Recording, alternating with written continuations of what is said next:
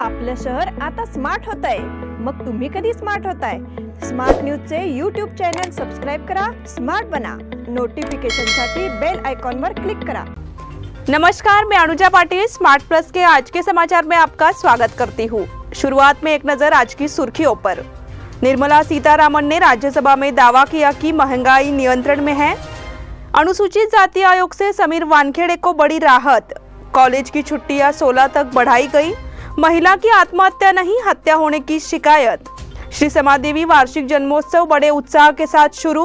भाजपा ने केंद्रीय बजट का स्वागत किया। रंगोली के सप्तरंगों में खुशियों के दीप चमकाए, आराधना के साथ अपनी दिवाली मनाए। कपड़ों की दुनिया में एक भरोसेमंद और गुणवत्तापूर्ण नाम आराधना।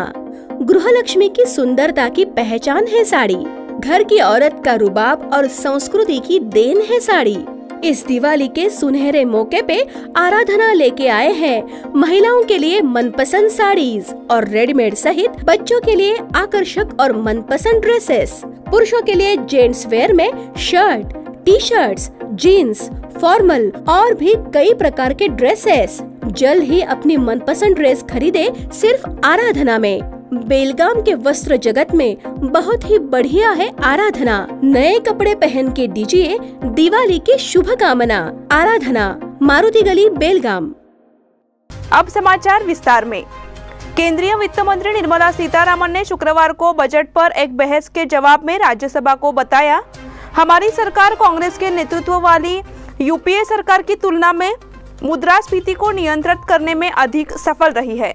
सीतारामन ने कहा, यूपीए सरकार महंगाई की समस्या से निपटने में सक्षम नहीं है। कोरोना काल में राजस्व व्यय में कोई वृद्धि नहीं देखी गई, क्योंकि इसे बहुत अधिक वृद्धि नहीं होती। इसलिए पूंजीगत व्यय का प्रावधान इस वर्ष 5.54 लाख करोड़ रुपए से बढ़कर 7.5 लाख करोड़ रुपए कर दिया गया है। इससे बुनियादी ढांचा परियोजनाओं और रोजगार सृजन को बढ़ावा मिलेगा। सीतारामन ने ऐसा कहा। रोजगार के आंकड़ों की विपक्ष की आलोचना भ्रामक है। विभिन्न क्षेत्रों के लिए दिए गए प्रोत्साहन से 5 वर्षों में 6 मिलियन रोजगार सृजित होंगे, लेकिन अन्य तरीकों से भी रोजगार सृजित होंगे। ड्रोन नीति से ग्रामीण क्षेत्रों में रोजगार बढ़ेगा, ऐसा भी सीतारामन जी ने कहा।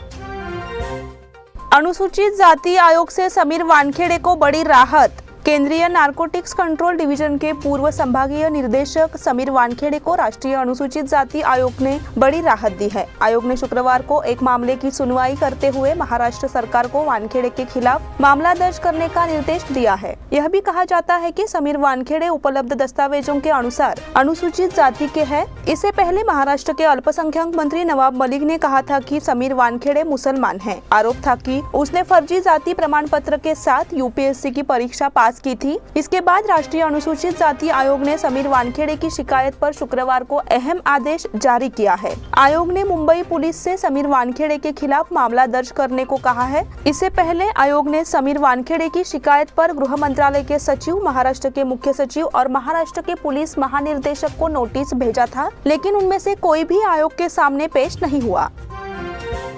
कॉलेज की छुट्टियां 16 तक बढ़ाई गई। कर्नाटक में हिजाब विवाद के चलते राज्य सरकार ने अगले सोमवार से ही 10वीं कक्षा तक के स्कूल शुरू करने का फैसला किया है। कॉलेज को बुधवार 16 फरवरी तक छुट्टी की घोषणा की गई है। उच्च शिक्षा विभाग के सचिव शीतल हिरेमठ की ओर से इस संबंध में आदेश जारी किया गया है। विवाद के चलते 9 से 11 फरवरी तक हिजाब और भगवाशीला के कारण स्कूल कॉलेज बंद रहे। हाईकोर्ट के आदेश के चलते सोमवार से 10वीं तक के स्कूल शुरू हो जाएंगे, लेकिन कॉलेज की छुट्टियां बढ़ा दी गई है। उच्च शिक्षा विभाग के अधिकार क्षेत्र में आने वाले सभी विश्वविद्यालय, कॉलेज और सरकारी सहायता प्राप्त और गैर सहायता प्राप्त डिग्री कॉलेज, डिप्लोमा कॉलेज छुट्टी पर रहेंगे। यदि अवकाश घोषित होने के दिन कोई परीक्षा होती है तो वह समय पर आयोजित की जाएगी, यह नहीं बदलेगा। सभी कॉलेजों को छुट्टी के दौरान ऑनलाइन कक्षाएं लेने के निर्देश दिए गए हैं। महिला की आत्महत्या नहीं, हत्या होने की शिकायत। बेलगाम की रहने वाली 36 वर्षीय महिला कृषा मनीष केशवानी ने अपने 2 बच्चों के साथ शुक्रवार शाम आरगान तालाब में कूदकर आत्महत्या की। मृतक कृषा मनीष केशवानी की मां और उनके भाई समेत पूरे परिवार ने आरोप लगाया है कि कृषा ने बेलगाम में आरगान तालाब में कूदकर अपने 2 बच्चों के साथ आत्महत्या नहीं की, बल्कि उनकी हत्या की गई है। कृषा का मायका मिरज जिला सांगली में है। उनका एक भाई और 6 बहनों का परिवार है। मयत कृषा केशवानी द्वारा उनके भाई अभिजीत द्वारा मीडिया को दी गई जानकारी के अनुसार कृषा को उसके पति मनीष और उनके ससुराल वाले शारीरिक और मानसिक रूप से प्रताड़ित कर रहे थे। उसके घर की मंडलियों ने दावा किया है कि परिणाम स्वरूप उसे मार दिया गया था। श्री समादेवी वार्षिक जन्मोत्सव बड़े उत्साह के साथ शुरू। श्री समादेवी संस्थान, वैश्यवाणी समाज, वैश्यवाणी युवा संगठन और वैश्यवाणी महिला मंडल समादेवी गली बेलगाम ने संयुक्त रूप से श्री समादेवी वार्षिक जन्मोत्सव की शुरुआत बड़े उत्साह और भक्तिमय वातावरण के साथ की। उत्सव की शुरुआत चौघड़ा और काकड़ आरती के साथ हुई। इसके बाद कुंकुमार्चन किया गया और देवी दरबार का उद्घाटन किया गया। देवी दरबार के उद्घाटन समारोह में बतौर मुख्य अतिथि प्रोफेसर स्वाति कुलकर्णी मौजूद रही। शुरुआत में श्री समादेवी की आरती की गई। उसके बाद स्वाति कुलकर्णी ने रिबन काटकर देवी दरबार का उद्घाटन किया। कार्यक्रम की शुरुआत प्रार्थना के साथ हुई। मंच पर श्री समादेवी संस्थान और वैश्यवाणी समाज बेलगाम के अध्यक्ष दत्ता कनबर्गी, अमित कुर्तरकर, यूथ एसोसिएशन के अध्यक्ष रोहन जोवली, मोतीचंद दोरकाड़ी, वैश्यवाणी महिला मंडल की अध्यक्ष उज्ज्वला बेलूर, सचिव लक्ष्मी बीडीकर, कोषाध्यक्ष अश्विनी कलगड़गी आदि मौजूद रहे। भाजपा ने केंद्रीय बजट का स्वागत किया। केंद्रीय वित्त मंत्री निर्मला सीतारामन द्वारा पेश किया गया बजट दूरदर्शिता के साथ तैयार किया गया है। इसे देश के विकास का विचार अवश्य ही पूरा होगा, ऐसा विचार राज्यसभा सदस्य सांसद ईरन्ना कड़ारी द्वारा व्यक्त किया गया। इस संबंध में एक संवाददाता सम्मेलन में बोलते हुए उन्होंने बजट पर संतोष व्यक्त किया। इस बजट से देश के हर वर्ग को फायदा हुआ है, इसलिए एक ऐसा बजट है जो देश को आगे ले जाएगा। इससे आम जनता, किसान और छोटे उद्यमियों को निश्चित तौर पर फायदा होगा। इस तरह कर्नाटक में रेलवे परियोजनाओं को पूरा करने के लिए विशेष निधि प्रदान की गई है, इसलिए उत्तर कर्नाटक भी बजट का स्वागत कर रहा है। इस प्रेस कॉन्फ्रेंस के दौरान सांसद मंगला अंगड़ी, विधायक अनिल बेनके, पूर्व विधायक संजय पाटिल के साथ भाजपा पदाधिकारी मौजूद रहे। अब समय हो गया है छोटे से ब्रेक का। आप देखते रहिए smart plus. Poddar brothers jewellers, A perfect blend of traditional and modern jewelry in North Karnataka, Goa and southern Maharashtra, serving since 5 generations.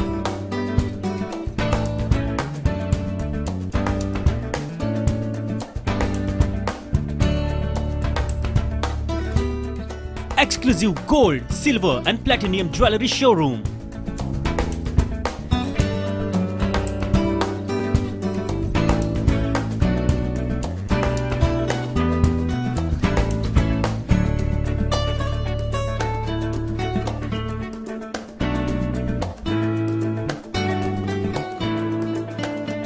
Poddar Brothers, Poddar Sons and Grandsons. Khade Bazar, Belgaum. Call is on 0831 240 5550 or 51 or 52 or 53. Visit us at www.poddarjewelers.com.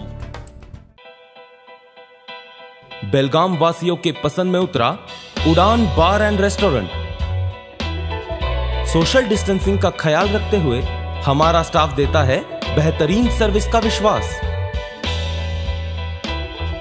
यहां है party और function के लिए 3 आलीशान hall, corporate dinner meeting के लिए 3 अलग कक्ष, आईपीएल मैच देखने के लिए 3 बड़े स्क्रीन की विशेष सुविधा। इसके साथ ही साफ सुथरा किचन जहां हमारा वेल क्वालिफाइड स्टाफ देता है क्वालिटी और हाइजीनिक फूड की गारंटी। तो फिर खाने की हो बात तो आना परिवार के साथ। उड़ान बार एंड रेस्टोरेंट, लिंगराज कॉलेज के पास, बेलगावी। फोन 0831 243577। ब्रेक के बाद फिर से आपका स्वागत। बेलगाम शहर में 2 सब्जी मंडी बनने से विवाद खड़ा हो गया है। अब इस विवाद में राजनीतिक नेता अपने पदचिन्ह मिटाने लगे हैं। नतीजन आंदोलनकारियों को राजनीतिक दलों का समर्थन मिलना शुरू हो गया है। जबकि एपीएमसी में सब्जी मंडी अस्तित्व में थी, एक नई जय किसान सब्जी मंडी की अनुमति दी गई थी। इस मुद्दे ने विवाद खड़ा कर दिया है। वहीं से आरोप प्रत्यारोप का दौरा शुरू हो गया है। साथ ही कई राजनीतिक नेता किसानों से मिलने जा रहे हैं और उन्हें अपना समर्थन दिखा रहे हैं। इससे पहले स्थानीय विधायक किसानों से मिल चुके हैं। शनिवार दोपहर को केपीसीसी के अध्यक्ष डीके शिव कुमार भी पहुंचे। उन्होंने भाजपा सरकार पर सरकार के एपीएम को खत्म करने का प्रयास करने का आरोप लगाया। जबकि एपीएमसी सब्जी मंडी सुचारू रूप से चल रही थी तो नई जय किसान सब्जी मंडी जब एपीएमसी सब्जी मंडी सुचारू रूप से चल रही थी तो नई जय किसान सब्जी मंडी को अनुमति क्यों क्यों मिली, ऐसा सवाल उन्होंने किया। सौंदत्ती दर्शन के लिए परिवहन मंडल की विशेष बस व्यवस्था। यात्रियों की सुविधा के लिए यल्लम्मा पहाड़ी तक पहुंचने के लिए केंद्रीय बस स्टैंड पर एक विशेष पिकअप पॉइंट स्थापित किया गया है, क्योंकि सौंदत्ती में यल्लम्मा देवी का जुलूस नजदीक आ रहा है। बेलगाम से सौंदत्ती के लिए सीधी बस सेवा शुरू होने से यात्रियों के लिए यात्रा करना सुविधाजनक हो गया है। इसके लिए परिवहन बोर्ड ने 50 बसें आरक्षित की है। सौंदत्ती रेणुका देवी दर्शन श्रद्धालुओं के लिए खुल जाने से पहाड़ी पर श्रद्धालुओं की संख्या में इजाफा हो गया है। नौकर ने मालिक को 44 लाख रुपए को फंसाया। शहर में एक चौंकाने वाला मामला सामने आया है, जिसमें एक कर्मचारी ने एक पेट्रोल पंप मालिक के फोन से बिजनेस ऐप का दुरुपयोग कर 44 लाख रुपए छीन लिए। इस संबंध में सिटी सीईएन थाने में मामला दर्ज किया गया है। पुलिस ने मामले में रोहित राहु बेलगुंदकर नावगे क्रॉस निवासी को गिरफ्तार किया है। उसके पास से 28 लाख रुपए की नकद बरामद की है। पुलिस के अनुसार वीटीयू रोड पर मच्छे के पास सुनील विष्णु शिंदे का सोमनाथ पेट्रोल पंप है। वहां रोहित 2019 से मैनेजर के पद पर कार्यरत थे। इस बीच अगस्त 2020 से 30 जनवरी 2022 तक संदिग्ध रोहित ने उसके खाते में करीब 44 लाख रुपए जमा किए थे। मालिक शिंदे 30 जनवरी को अपना फोन पे शुरू कर रिफंड के विकल्प की जांच करने पर पता चला कि 44 लाख रुपए की नकद छीन ली गई है। उन्होंने 8 फरवरी को सीईएन थाने में शिकायत दर्ज कराई थी। उसके बाद जांच की गई। पुलिस ने रोहित के पास से 28 लाख रुपए नकद बरामद की है। पुलिस निरीक्षक PR गडेकर और उनके सहयोगियों ने यह कार्रवाई की है। RT-PCR की सख्ती वापस, 2 खुराक की आवश्यकता। महाराष्ट्र से कर्नाटक आने वाले यात्रियों को अब RT-PCR का नेगेटिव टेस्ट लेने की आवश्यकता नहीं होगी, लेकिन अगर आप कर्नाटक आना चाहते हैं तो सभी ने कोरोना की 2 खुराक लेना जरूरी होगा। यह आदेश सरकार के मुख्य सचिव TK अनिल कुमार ने शुक्रवार को दिया। महाराष्ट्र में कोरोना और ओमाइक्रॉन रोगियों की संख्या दिन ब दिन बढ़ती जा रही थी। कर्नाटक में संक्रमण को नियंत्रित करने के लिए कुछ उपाय किए गए। तदनुसार महाराष्ट्र से कर्नाटक आने वालों को RT-PCR नकारात्मक परीक्षण से गुजरना पड़ा। कोई फर्क नहीं पड़ता कि वे किस रास्ते से कर्नाटक आए, उन्हें RT-PCR परीक्षण की रिपोर्ट जमा करनी पड़ी। अब यह सख्ती वापस ले ली गई है। लोकायुक्त टीम 15 फरवरी को अलरवाड़ मामले का करेगी निरीक्षण। लोकायुक्त की एक टीम अब भौतिक निरीक्षण करने और अलरवाड़ में सीवेज ट्रीटमेंट प्लांट पर खर्च किए गए 2 करोड़ 28 लाख रुपए की राशि का पता लगाने के लिए 15 फरवरी को अदालत को एक नया रिपोर्ट सौंपेगी। NMC ने अलरवाड़ में सीवेज ट्रीटमेंट प्लांट लगाने के लिए 2 करोड़ 28 लाख रुपए खर्च किए हैं। इतना खर्च करने के बाद प्रोजेक्ट को हलगा में शिफ्ट कर दिया गया। इसलिए हाईकोर्ट ने जनता का पैसा बर्बाद करने पर नगर आयुक्त को फटकार लगाई है। सुनवाई में शामिल नहीं होने पर आयुक्त डॉक्टर रुद्रेश घाली पर 5,000 रुपए का जुर्माना लगाया गया है। कोर्ट के आदेश के अनुसार लोकायुक्त की टीम 15 फरवरी को अलरवाड़ में स्थल का निरीक्षण करेगी। उन्होंने पत्र भेजा है कि उस समय नारायण सावंत व अन्य मौजूद रहे।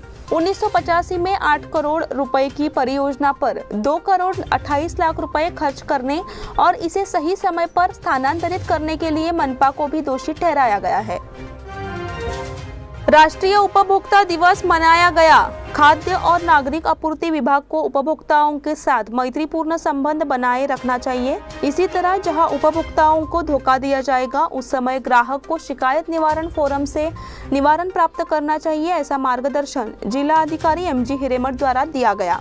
जिला प्रशासन, खाद्य एवं नागरिक आपूर्ति विभाग एवं उपभोक्ता शिकायत निवारण मंच द्वारा गुरुवार को कन्नड़ साहित्य भवन में राष्ट्रीय उपभोक्ता दिवस मनाया गया। उस समय जिला अधिकारी हिरेमठ बोल रहे थे। ग्राहक संरक्षण विभाग की अध्यक्षा सुनंदा काद्रोनीमठ के मुताबिक उपभोक्ताओं को अपने अधिकारों को समझने की जरूरत है। उसके बाद जिला उपभोक्ता संघ अध्यक्ष एडवोकेट NR लातूर ने उपभोक्ताओं को न्याय कैसे मिले इसकी जानकारी दी। MS जोशी ने LPG सुरक्षा और सिलेंडर गैस की आपूर्ति में कोई धोखाधड़ी न हो इसके लिए क्या करना चाहिए इसकी जानकारी दी। खाद्य और नागरिक आपूर्ति विभाग के संयुक्त निर्देशक चन्नबसप्पा कोडली ने स्वागत किया। इसी के साथ स्मार्ट प्लस के आज के समाचार यहीं पे समाप्त हुए। धन्यवाद।